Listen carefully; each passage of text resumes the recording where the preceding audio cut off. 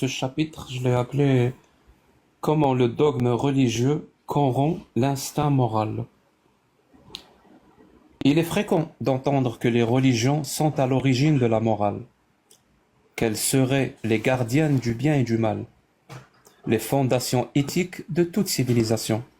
Cette idée, profondément enracinée dans l'imaginaire collectif, ne résiste pourtant pas à l'analyse rationnelle, ni à l'observation anthropologique, car l'histoire, la biologie et la philosophie montrent que la morale précède la religion, non l'inverse, et que bien souvent, le dogme religieux ne fait pas qu'enrober la morale, il la conditionne, la dénature, en dernière instance, la corrompt. La morale, réalité humaine pré-religieuse. L'instinct moral, ce que certains appellent la boussole intérieure, émerge bien avant toute institution religieuse. L'altruisme, la compassion, l'entraide ou la réciprocité sont observables chez les enfants, chez des peuples sans dogme et même chez certains animaux sociaux. Ces comportements ont des fondements biologiques, évolutionnaires, mais aussi émotionnels.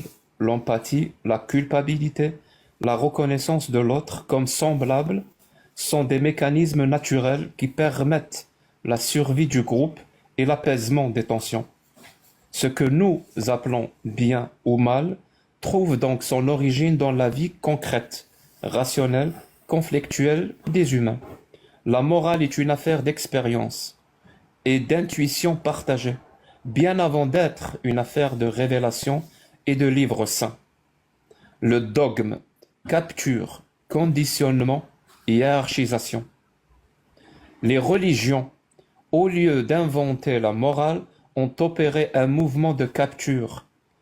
Elles ont repris des principes universels.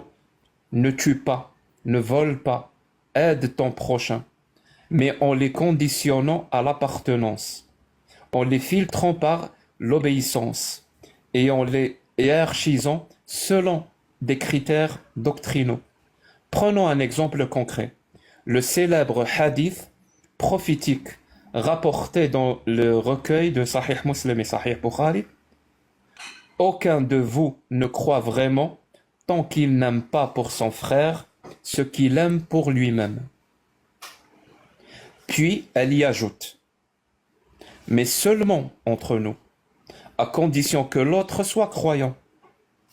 Sauf si c'est un ennemi d'Allah, tant qu'il ne critique pas la religion, etc. À première vue, ce texte exprime une idée profonde, morale, la réciprocité altruiste. Mais dans le contexte sunnite classique, frère est généralement compris comme frère en islam. Le principe n'est donc plus universel, il est tribalisé. Ce qui semblait être une maxime d'amour devient un outil de renforcement communautaire. De même, la charité, la zakat, est encadrée de façon stricte. Elle est obligatoire pour les riches musulmans envers les pauvres musulmans, pas envers les non-croyants. L'éthique est subordonnée à l'identité religieuse, pas à la simple humanité. L'obéissance contre la conscience. Là où la morale humaine repose sur la conscience, le sentiment de justice, l'expérience vécue de la souffrance ou de la joie, le dogme impose une verticalité autoritaire.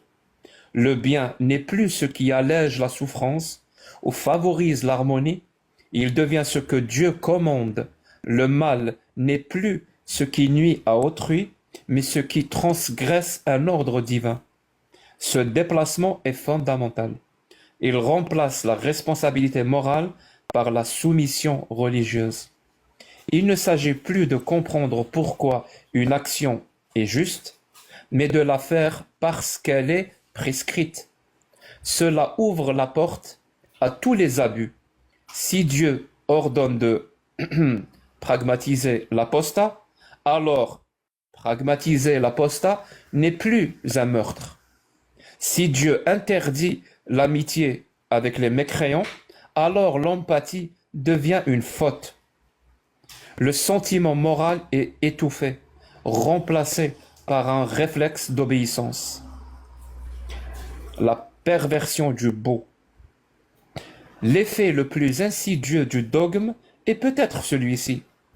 Il donne une apparence morale à des actions immoraux, à des actes, immoraux.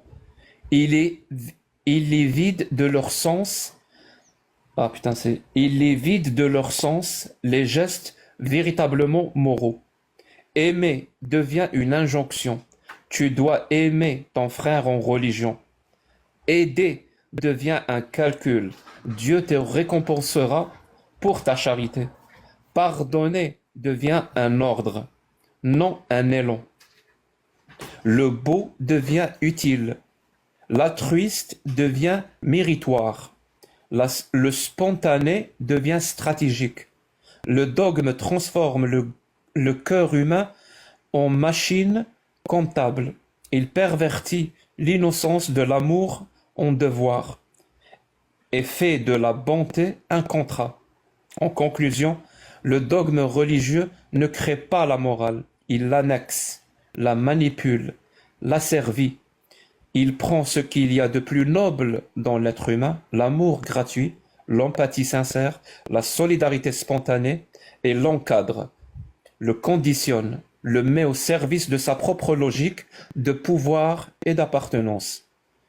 La vraie morale ne demande ni foi ni paradis. Elle demande seulement de reconnaître en l'autre un autre soi-même, sans condition. Merci.